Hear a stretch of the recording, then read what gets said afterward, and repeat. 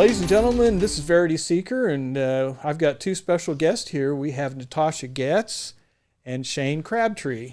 They have done a recording of an arrangement, really, it's one of Shane's arrangements of, what is the original title of that? The original title of the song's Blessed Be Your Name, and it was written by Matt Redman. Okay. Well, him and his wife. And you titled it with a shorter title, didn't you? Yeah, I titled it Blessed, just all caps, okay. Blessed, of course.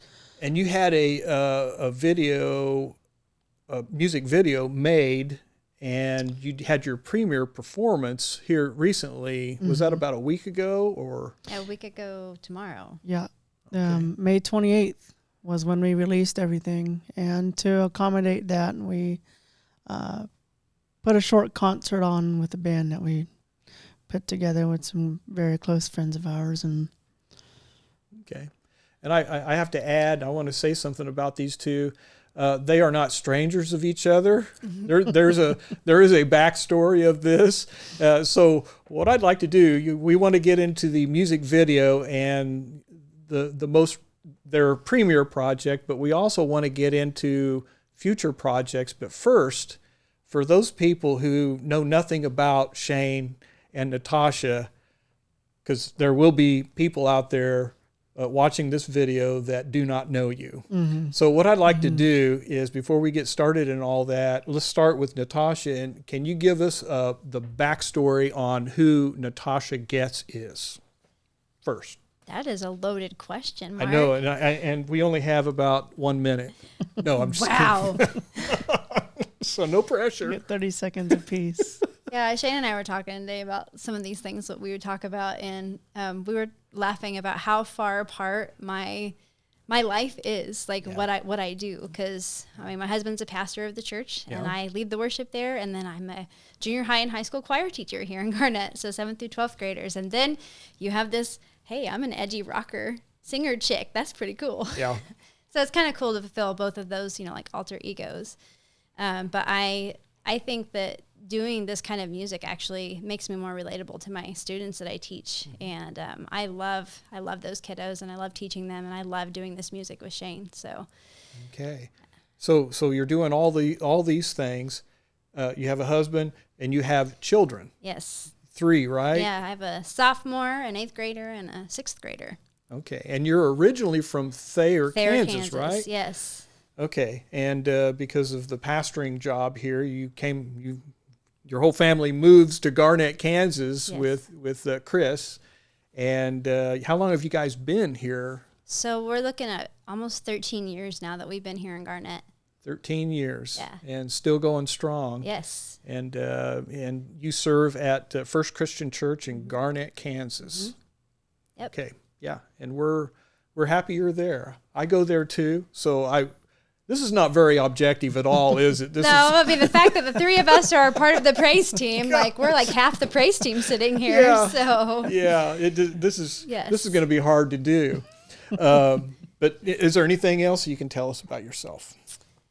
I think one of the main reasons that we have come together and collaborated, Shane and I both very much feel that sometimes Christians struggle to be real with each other. And I think that we can relate to one another, help one another, be there for one another if we can be real. And so our music is real. We try to really get on a relatable level with the people that's going to hear it, and be very willing to share our struggles, with them, and, so people can come alongside and, share burdens together. And I think that is a huge goal of us doing this, is putting that out there.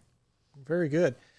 Okay, Shane, your turn. Now, for those people out there that are going to see this, don't know you, give us your backstory. Who is Shane Crabtree? Oh man, what's this guy all about? I know this is going to be difficult, but this one's going to be difficult. Before you start, can I just say the word Renaissance man? Okay, now go. Well, yeah, I guess you could say that. I have a trucking company. I'm a musician and tune pianos much like you do, and I do all kinds of different things. I grew up in Fort Worth, Texas, and I moved here in about 2001, 2002-ish. and graduated high school here.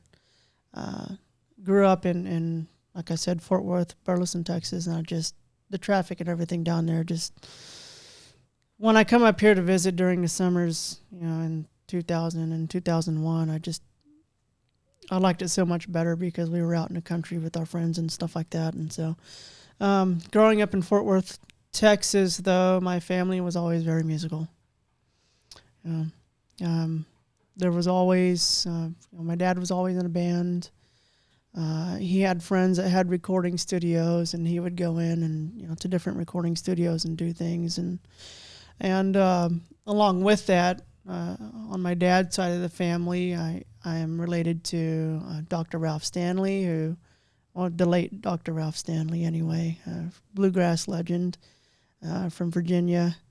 And my mom's side of the family has some big names in the music industry as well. But I moved up here. I started recording when I was in high school and writing my own stuff, and just gradually, kind of moved up the ladder with that and got better and better. Yeah. Wrote a bunch of crap songs that I eventually just threw away. And I think I'm getting to where I'm pretty comfortable with what I'm writing now. Mm-hmm. So that's kind of who I am. Yeah. So when you moved up from Texas, when you moved up, it wasn't Garnett, was it? Or was it? It was Ottawa. It was Ottawa. I moved to Ottawa. Okay. Yeah. And then you kind of gravitated down to Garnett because you joined the church. Yeah. Met First his Christian wife. Church. Yeah. I met my wife in 2016. Morgan. Yep, Morgan. And she's a library director now in Osawatomie. But I met her in 2016.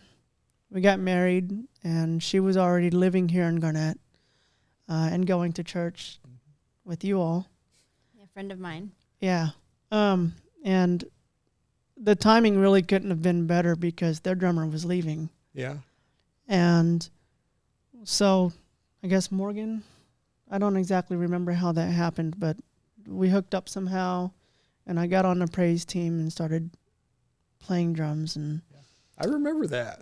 Yeah. All of a sudden, we've got this fantastic drummer playing. I'm going, golly, where did he come from? And little we know that he was an all-around musician who could do everything. Oh yeah, he and can play guitar. And, oh, he sings. Oh, he plays bass. Good golly, and he's a sound engineer. Keep doing all the things. And lights. And then we find out he's got all these lights. He keeps buying up these lights. And next thing we know, he's running lights for big name groups. And the biggest that I've done was Shenandoah. That was a real treat. And since then, I've become friends with Mike McGuire, the drummer, and him and I talk every once in a while. But yeah, I LD lights at the Ottawa Municipal Auditorium, and I'm really thankful to Tiffany and the team there for giving me the opportunity to do that. Yeah, you're doing that. You're there so much that you have a key to the building, right? I do. Yeah. And that's where we filmed half right of our here, video actually. Was there. It's right here. Oh, man. No, that's great. And anything else you need the folks to know out there? People always ask me, so what can't you play? And I think I've my asked answer to that to you now is this: the only instrument that I cannot play is the one that I have not picked up yet. It's just as simple as that. Okay, there you have it. That's my motto. Wait a minute, he's picked up a banjo. I was thinking banjo, but no, he picked up a banjo. I do. We'll just I leave played it at church too. Yeah, you did. You did it when we did a concert. Yeah. We'll just leave it at that and not name any particular instrument. If we do, it could be an instrument from Africa or some other place. So we'll just stop right there. Africa. Can you play a didgeridoo? Yeah. Banjola? Ooh, I've never even heard of it. We're getting fancy those. here. We can try that. We'll try that one. We'll think of something really outrageous, and then he'll go out and buy it, and then learn how to play it. He'll be playing it in church. I really want you to get didgeridoo and put it in our next video, because that would be epic. Morgan got me a Chinese erhu. Okay. It's a two-stringed, sort of like a violin, and the heads on it are like a snakeskin. Yeah. and the bow is attached to it permanently, and you just go back and forth between the strings of the bow. I think I've seen those. Yeah, I think you tune it into the key of D. We like D, don't we? We sure do. Yeah, we figured that's like our favorite key to sing in is D or D minor. We tend to like it. Both of us. It's good for both of our voices. Yeah. One string is D and the other one is A, and you just go back and forth. Wow. It's really cool. Yeah, no, yeah. I think everybody has their favorite key, so it's a good thing you got the right instrument. That's the one that works for us. Yeah. For sure. Yep. Okay, here's the next question. You started this first project, okay, and I know you spent over a year working on it. Oh, try 4 years. 4? Okay, years. well, We have a story behind that too, Mark. we were all waiting with bated Yes. breath for at least a year that I know of. Yes. We're thinking, when are you going to get this project done? Come on, you guys. Of course, both of them have to work. You know how it is. Yeah. Make a living and do that kind of stuff. And, of course, we had, 2020. Everybody was messed up in 2020. yeah. So, so why don't you tell us, okay, what was the issue? Why did it take so long besides having to work and make a living? That really was kind of it. I started recording this song in 2017, Yeah. when we still lived here in Garnett.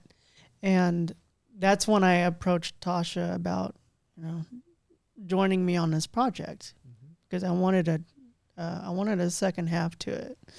And so we got working on it. We started tracking vocals. I think by that time I already had all the instrumentation done on it. Got our vocals tracked, and then we started our trucking company, and I got on the road, and I was on the road heavy for a while. For a while. Yeah. For a while, I really was over the road. I was in Pennsylvania, I was in South Carolina, all the way, on the East Coast. So 2018 rolls around, and Morgan and I moved to Parker, Kansas. We have a farm out there, and I went back and listened to it again. And Natasha come out and listened to it again, and we were like, "Oh my gosh, What happened? Like, it was like the files got corrupted. We sounded horrendous. our vocals were just like trash. trash." Pure Yeah, trash. Literally, we just trash. But we Pretty know much, that's yeah. not what it sounded like when we recorded it. So we don't know when in the move if something corrupted the files or whatever. So basically, we had to start at square one. Yeah, I don't know if Wow. if over those couple of years our ears changed. Like, Along there's no with way it. they changed that much. I don't know. There's It was no way. awful. It was It was really bad. So we just scrapped all Yeah. the vocals. Yeah. And it really was just that life was happening. Yeah. When And honestly, I think scrapping the vocals is probably the best thing that could have happened to this song, because Yeah. when we came back and did it again, it was so much better. I think me being mentored by you and getting my Yep. master's degree and going through all of that and teaching choir classes every day has improved even my vocal abilities and things to do. As Shane put it today, when you're teaching someone, you have to know it, and so I think that helped in my presentation, and we got more confident and comfortable with each other in singing and inputting ideas. So when it came back around and we recorded it again, it was just 1,000 times better when we recorded it. Yeah. So I think it was good that it happened that way. I mean, I'm sorry it took so long, but at the same time, it probably happened perfectly as it it needed happened to. when it was supposed to happen. Yeah, it did. And then when Yeah. it happened, it all happened at once. Yeah, Oh. it really did. It all happened at once. Everything just came together so Yeah. fast. Yeah. It was like once we decided to put the video out there, like we started recording the video at the church and then at the Ome, and everything just started clicking at that point. We were able to get it done, and plan the release. Yeah. So that's the backstory on how you guys got together on the project. Okay, that was actually one of the questions that I had on my list, and you just answered it naturally. Okay, let me ask this: why that particular song? It started with Shane, right? You had written that song prior to all of this. Why that song? It was just such a popular song. It's Yeah. been one of the most popular worship songs, It and is. on the radio it seems like everybody and their brother and their sisters covered it. And I was like, you know what? Nobody has done it the way that I want to do it. So I'm going to do it. you know, it was just so popular, and I know that we were doing it quite a bit on our praise team as well. And we always do it like the original. Like, I mean, anyone that covers it does it like the original. And we're so far from the original that it's barely recognizable as that song, which is kind of cool. So what is the difference? One's major and one's minor? Yeah, we're doing it in D minor. Ours is in D minor. We decided we wanted to have a haunting feel because the theme of the song is "Blessed Be Your Name," you know, and it's talking about how you walk through the desert place, or when I'm walking through the darkness, you know, all these, there's these low moments, but you really feel the joy in the song when you hear the original. In our moment, we're kind of talking about going through those valleys and really seeking the presence of God in those low moments. Mm-hmm. And we're trying to focus on that, like that pain and that, you know, suffering we tend to go through that draws us closer to God. Mm-hmm. Right. Yeah. When you listen to the words, you know, a lot of contemporary Christian music is just happy, joy. Yeah, happy, yeah. But yeah, it really distracts you from the actual tragedy message. And pain of that time. And and that really was another big reason as to why I wanted to do it as dark as we did it. Yeah. You know, most CCM, and there's a lot of artists moving away from CCM just for various reasons that we don't have to get into. But that's one reason I wanted to do it as dark as we did. Okay. Just because I think that that needs to be done. There needs to be another side to it. A more real side. Yeah. Yeah, that's a lot more realistic, and I think you can appreciate, you know, blessed be the name. You know, you can appreciate and be very grateful of someone who went through that on our behalf for all time. Without the pain, we wouldn't hear. Yeah. Yeah. So I agree with you. I like the minor rendition of that. It means more to me. Mm-hmm. It's not so surfacey. I agree. Yeah. It's brought a whole, the song means kind of something completely different for me now. Yeah. For sure. Yeah. I want to talk about the premiere live performance that you did. You want to talk about that a little bit? What brought you to that? It was what, a week and a half ago or a week ago? It's a week ago tomorrow. Yeah. At First Christian Church, where we attend church, and you had.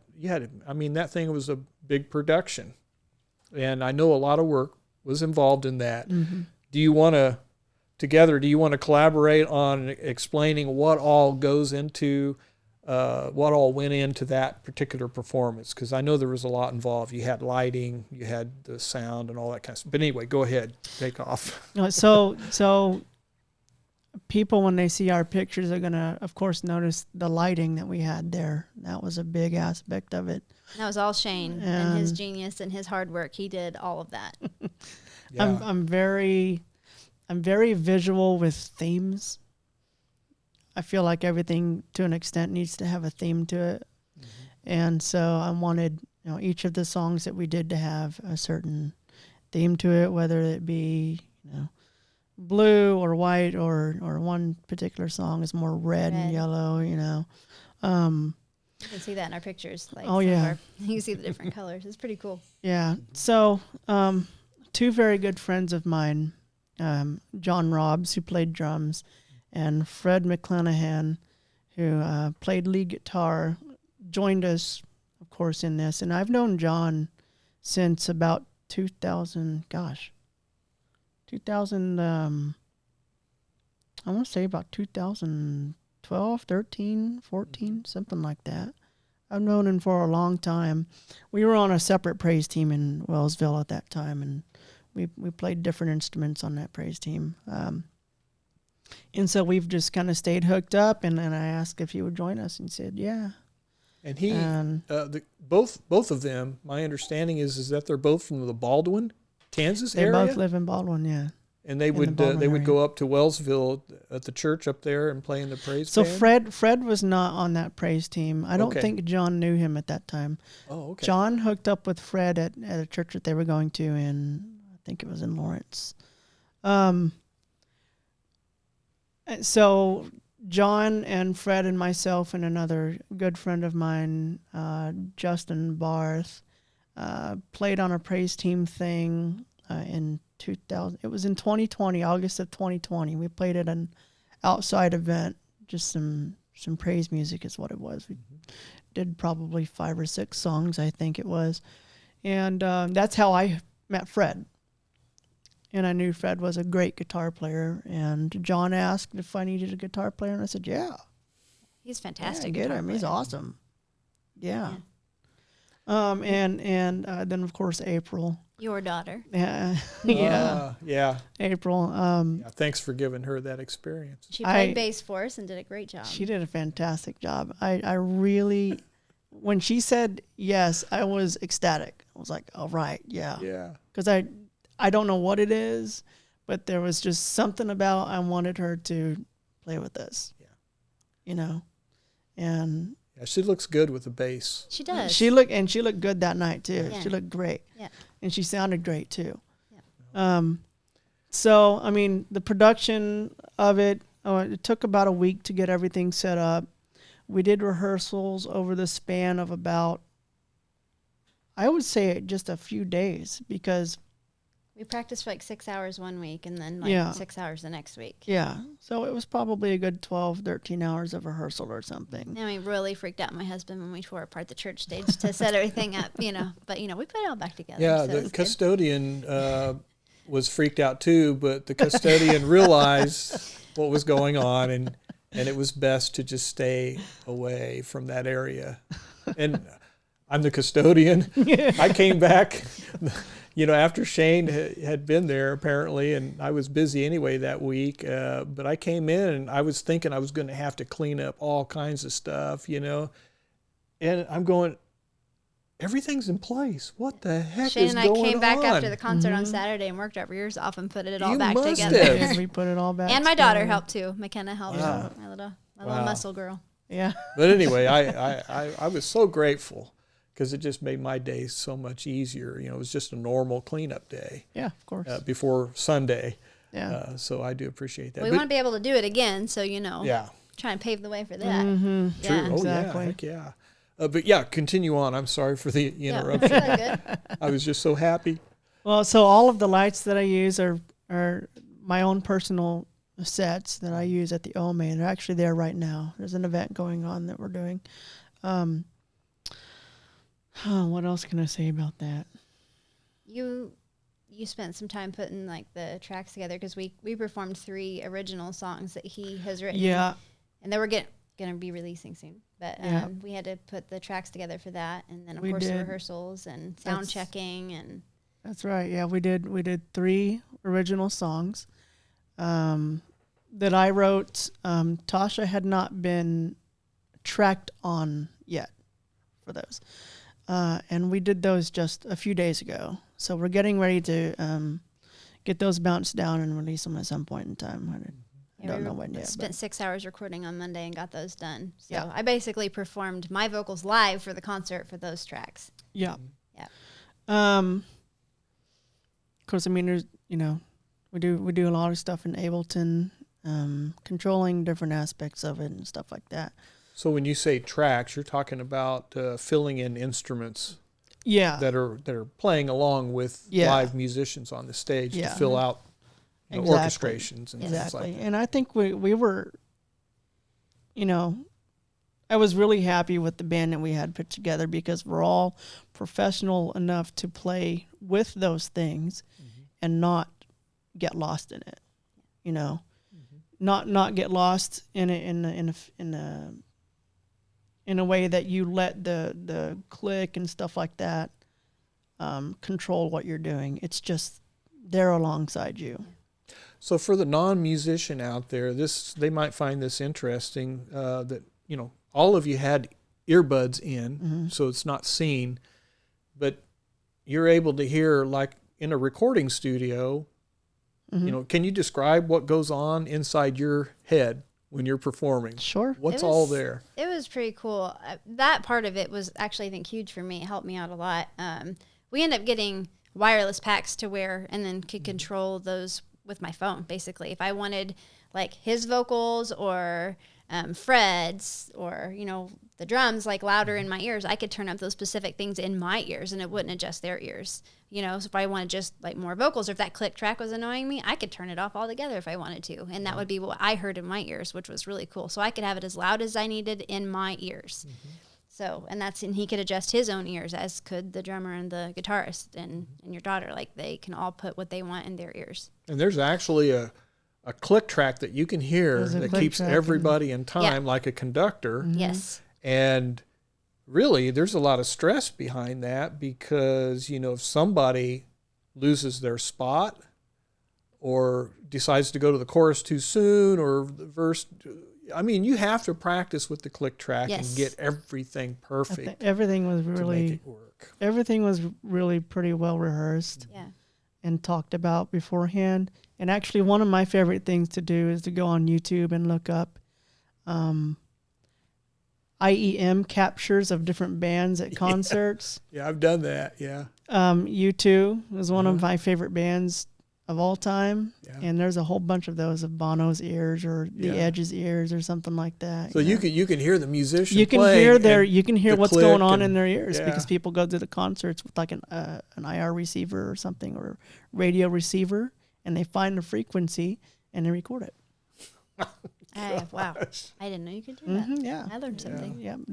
I think Muse is on there. You can find Muse on YouTube. And on that subject, we had a couple of pairs of Galaxy Audio AS1100 wireless in-ear monitor systems. They worked really well. At the church. No, these are the ones that did not work. Oh, okay. We scrapped those and got new ones. Yeah. Yes. Yeah. So they weren't working well. The frequencies just weren't, they get really scratchy and all kinds of different things. And so I went, you know what? I'm going to get us some new ears. And I ordered a pair of Phoenix Pro something or others. They're a brand new company. Ordered 2 sets off of Amazon 2 days before.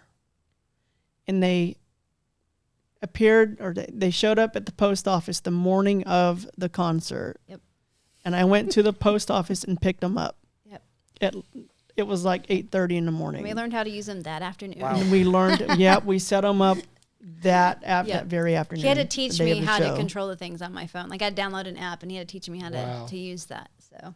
Well, that's one of Shane's trades. Yes. Again, he's quite the technomaniac. Can I just use that term? I know there's a legitimate term, but the guy's a magician when it comes to digital technology and making all this stuff network and work out. So you just have to tell him to speak on a plane you understand when he starts talking all this tech stuff. I'm like, hey, put that in terms I understand, please, because he's so smart at it. Yeah, lower yourself to the peon mental person down that is what here. I am when it comes to this stuff. I can run sound, but I do not know what you're talking about right now. Yeah. I'm old school. I'm still, analog, and you got all this digital technology. And so we have to kind of try to keep up, and figure out what Shane's thinking and what he's doing. But it's a lot of fun, let me tell you. But it's good to have somebody on board that knows how to make that work. So glad he can do all that stuff. Yeah. And the thing is, he tries to teach me as we go because I want to know. Mm-hmm. I want to learn how it functions and operates so that if something happens, I can help. So he's teaching me. I'm sure I'm not learning as fast as he wants me to, but I'm trying. I'll talk to you a little bit about Pro Tools too. Yeah. And speaking of church bodies, we talk about gifts, and First Christian Church in Garnett, Kansas is really blessed. I really, I look at other churches. I'm not talking mega churches. Okay, leave the mega churches out of there because they have outstanding musicians and sound engineers and all that. A production team. Yeah, production teams. And we can't afford that, can we? Yeah. But, in a small town like Garnett, First Christian Church is really a blessed church to have so many musicians in there and, to have a techie in there that can figure all this stuff out. So, I'm grateful for my personal end of it. Mm-hmm. So, I hope people understand that. I think our congregation does. Oh, yeah. They appreciate it. Yeah. So let me go to the next subject here. You know, we're about ready to show your music video, okay? The thing that we've all been waiting for. All right, but I'd like to talk about the behind the scenes things. Okay, you got this music video and everything's perfect, just like any production that you put on. You know, movie, music video, you build a house, whatever it is that you're constructing. Not everything goes right all the time, does it? Of course it does. Yeah, of course it does. It goes awesome the whole time. We'll just leave it at that and go on then. No, I want to hear, is there something from both of your perspectives here, from both of your viewpoints, that really jumps out at you that just was funny?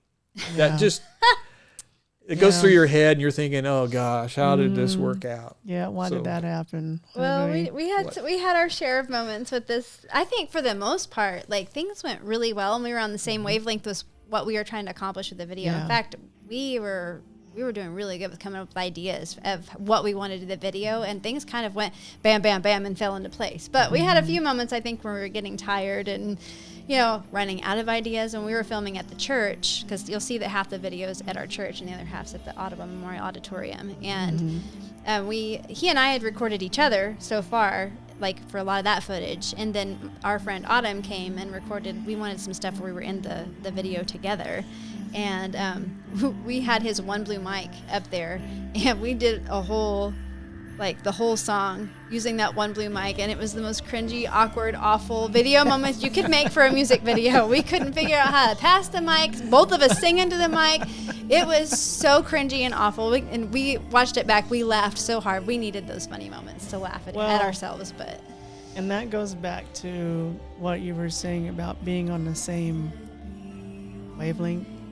We were not on the same wavelength in that moment. No. We were at the very end. We were trying to get some extra stuff, and we were both tired. We had been there for most of the day. And we just we didn't click on that. And when we click on something, the thing that we're working on ends up really good. Really good.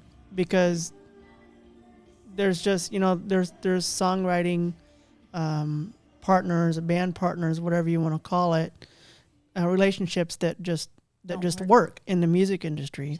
And we have that when we're on the same wavelength, which is just about all the time, except for that time. Except for that one moment. That one moment, we just were not communicating. We didn't know what the heck we were doing. We didn't know what the other one was doing, and it just looked completely awkward. So there is that, yeah.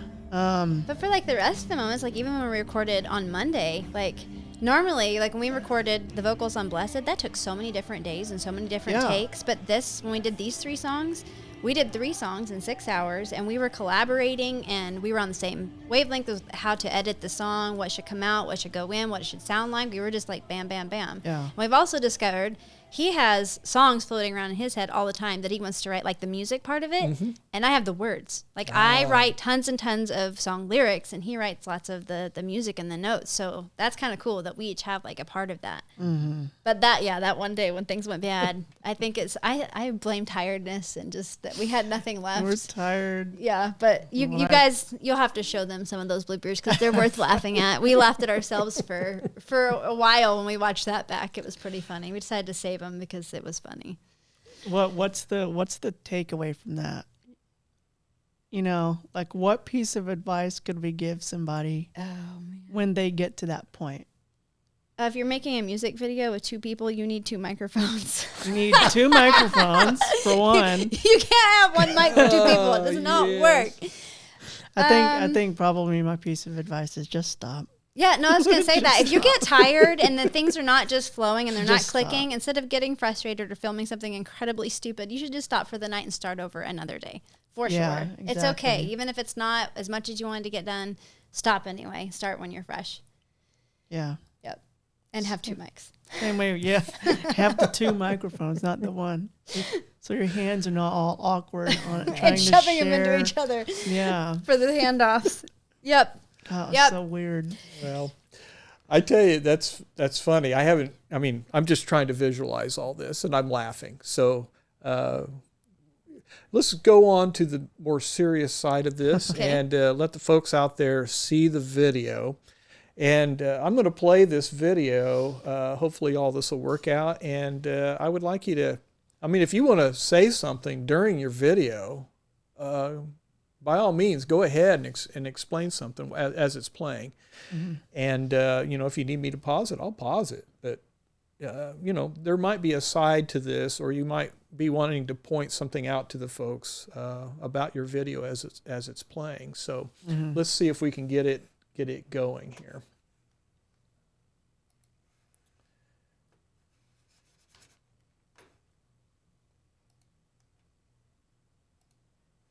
I still get excited every time the music starts. Yeah.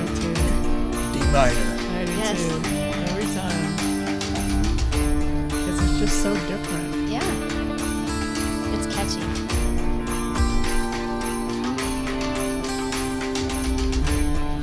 Blessed be your name in the land that is plentiful, where your streams of abundance flow.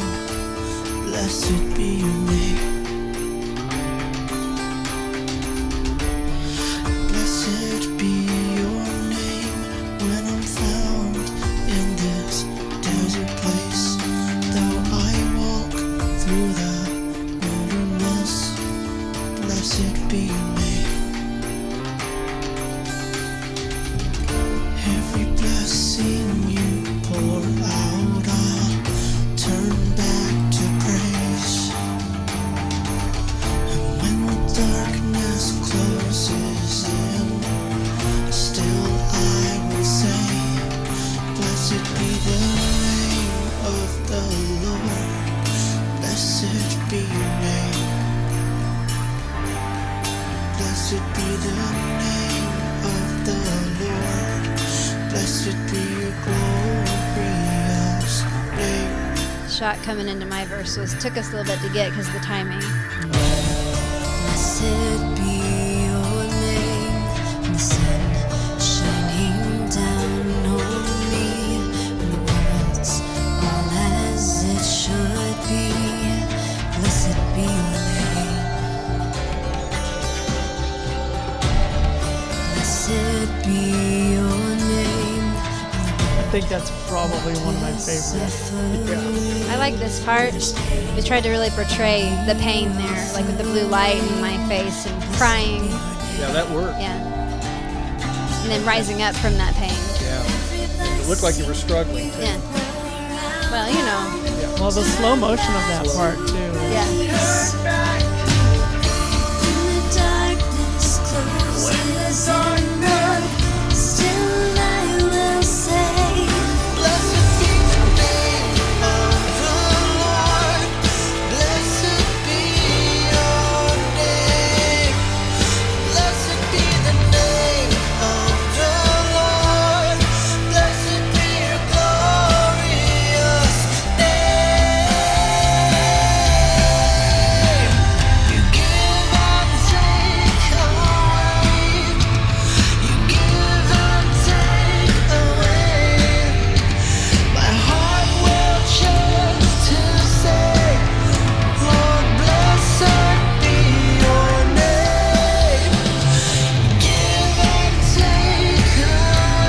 There's that part I was talking about.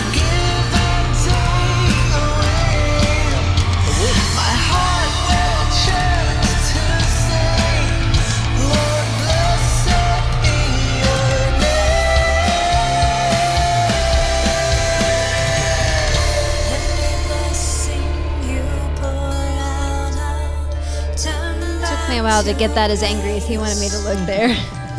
Yeah. When the darkness closes in, still I will say, blessed be the name of I love this part. the Lord. Blessed be your name. Blessed be the name of the You see the overlay of both of us in that shot, which is cool. glorious name. This part was our favorite, I think. Blessed be the name of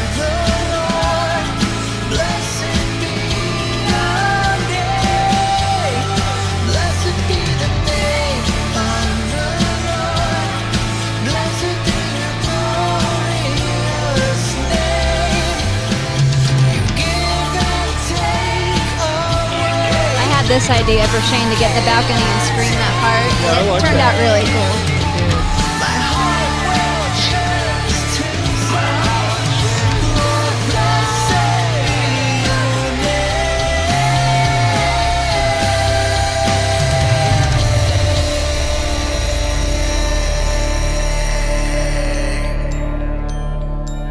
I like this part. I actually do too. I think it's really cool. Yeah.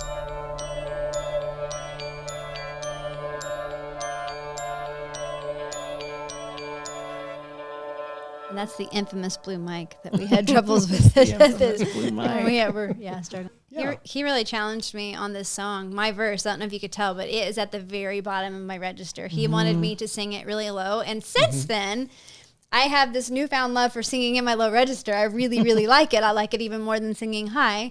So, yeah, it's been pretty cool since he had me do that. Oh, yeah, I think you're going to get a more chesty, not gravelly, but it's just a chesty voice. You know, it's Yeah. got some strength down there. Yeah. It's like Yeah. like a big cinder block. When he first recorded me on that, I struggled majorly to hit those notes. And then ever since like teaching choir, I didn't really have near as much trouble hitting those notes. Once we came back around and re-recorded it, it actually came pretty easily.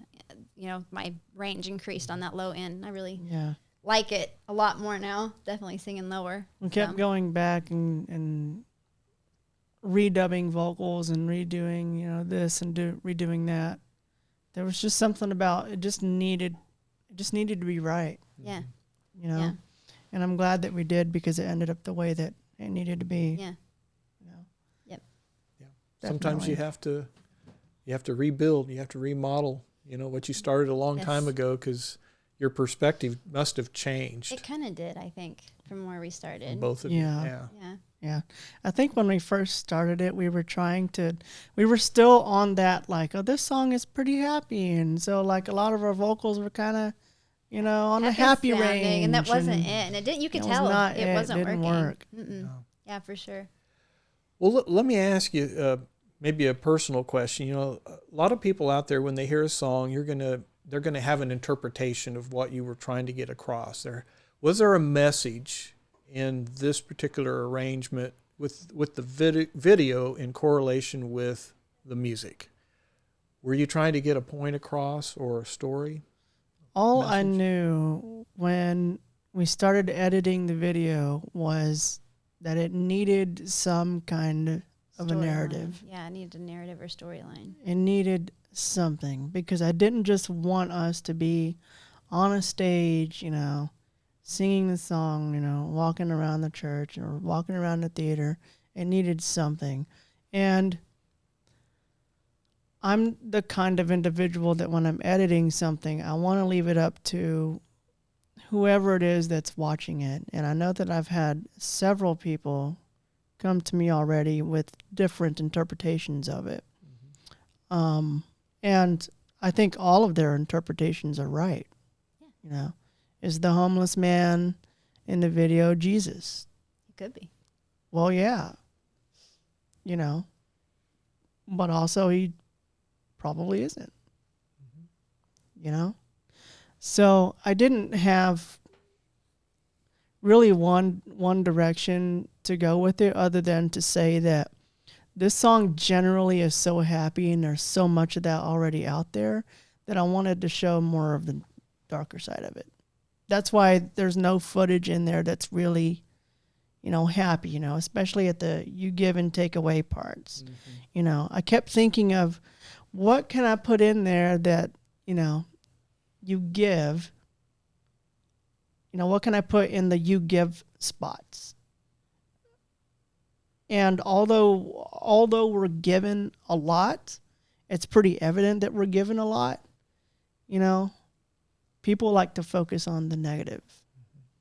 And I don't know why I felt like that needed to be in the video. It just happened to work out that way. And that's kind of the narrative that was drawn up on it. Just kind of really kind of by accident.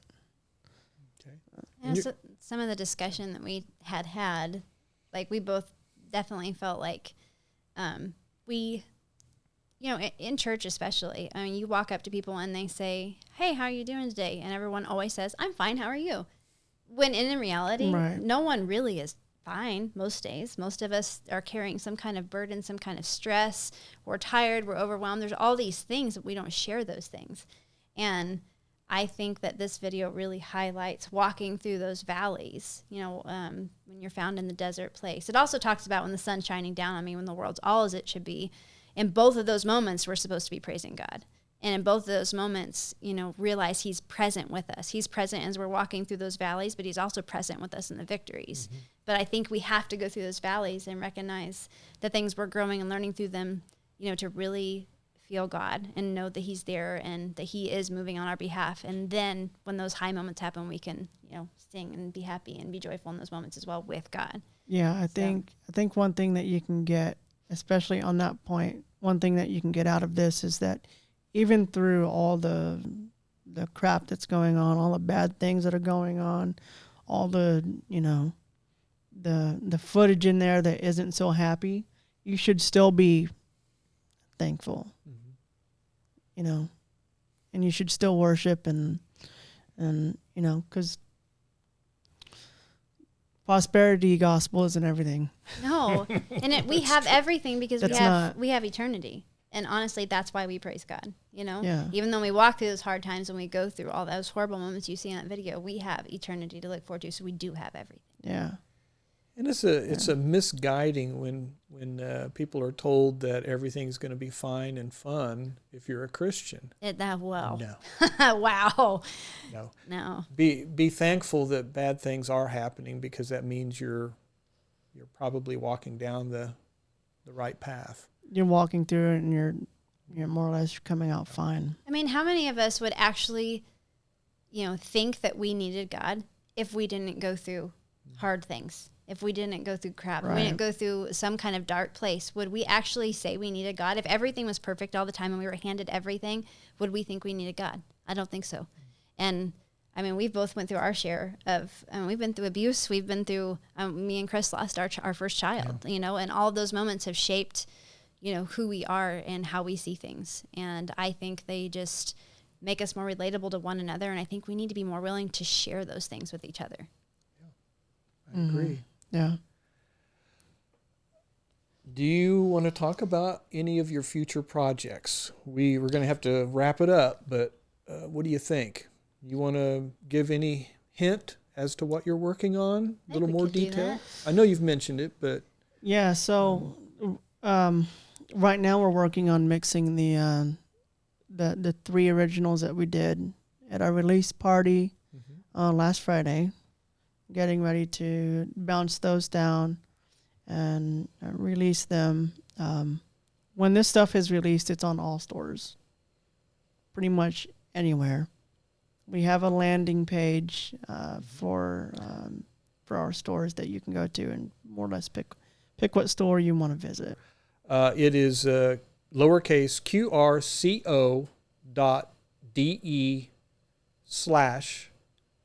qrco.de/ThirteenTwo, which is the name of your group. Yeah.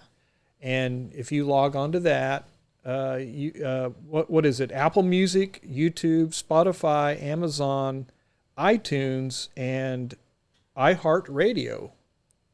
That's the first time I've heard of that one. Mm-hmm. You have all those resources there. Yeah, and really some of those are really kind of the same store. iTunes and Apple Music are kind of the same thing, but you can use either one of them at the same time. Okay. And in that, when you put that in, you actually have to spell out 13-2, like the words 13-2. Yeah, the words 13-2, not the numbers. Yeah. So we are getting ready to release those 3. We're working on writing some more music, and I think here pretty soon we should have some music videos going to those 3 songs that we're getting ready to release. So it's just figuring out, what everybody's schedules are and things like that. And I think after that, if we have a big enough of a following, we'll probably try to do a show at the OMA. Where did you come up with the name 13-2? What's the significance of that name? So Shane actually came up with it and texted it to me one day. I was like, I really love this. But it's right out of Hebrews 13:2. And it says, do not forget to show hospitality to strangers, for by so doing, some people have shown hospitality to angels without knowing it. And I think what we kind of think is the idea of, even with our worship, if we're, leading others to Christ, I mean, through our entertainment, like what an incredible opportunity that is, we're entertaining angels, we're entertaining people, but hopefully pointing them, to Christ. What other thoughts have you had about the name? I think one of my favorite songs, worshipy songs, is Entertaining Angels by the Newsboys. That's a great song. Yeah. And I tried to start a cover of it a few years ago, and it never really worked out. Yeah. So I think I equated that verse quite a bit to that song, Well, we're going to wrap it up. Do you have any last words, either of you? Anything you want to tell the audience out there? Keep following us. Please. Share what we're doing. That would be fantastic. And come to our shows. I mean, people need to get out and start going to concerts again. That was an industry that was hit very hard. Yeah, very. And I think right now is a good time for us to get into doing more shows because people want to get out. Yeah. So, let us be one of the bands that you come and watch. I think we're hoping to do some outdoor maybe concerts or something, because there's lots of opportunity for that in the summer. So Yeah. I could see that being something fun that we do. Yep. Now, is there a way for people to financially support you with your projects? I mean, it takes money, time. Is that Again, something you want to do? We don't have any kind of a donation thing set up, or anything like that. I mean, there could be if there was a need for that. But for now, I mean, purchasing the music that we're putting out, attending shows that we put on, those are really the main ways of doing it, because in this day and age of streaming music and musicians getting hit hard by, record labels or streaming services, the independent musicians are the ones that really need they need the support the most from the public. So really just purchasing our music just straight through us or coming to our shows is the best way to support us. Putting money in the tip jar. Yeah, pretty much. Cut out the middleman. And it's a lot like the guy that you had on your video. Right. It's people, if you're not a musician, you don't really understand. No. So, but those that understand are usually the ones that throw a little money in the tip jar. Right, and those are the ones that get the most value out of what we're doing too. Yeah. I don't just want to throw out there, hey, come and like support us and give us, because I'm not like that. I want people to find the value and the entertainment in what we're doing and to love us that way. All right. Well, Shane, thank you very much. Natasha, thank you very much for, letting the folks know a little bit about your music and your first premiere project together, and letting us know what's to come, or at least leaving a hint as to what is to come. Yeah. We're excited about the future for sure. Yeah. I am too. Most definitely. And it's great. We're looking forward to it. And ladies and gentlemen, this is Verity Seeker signing off.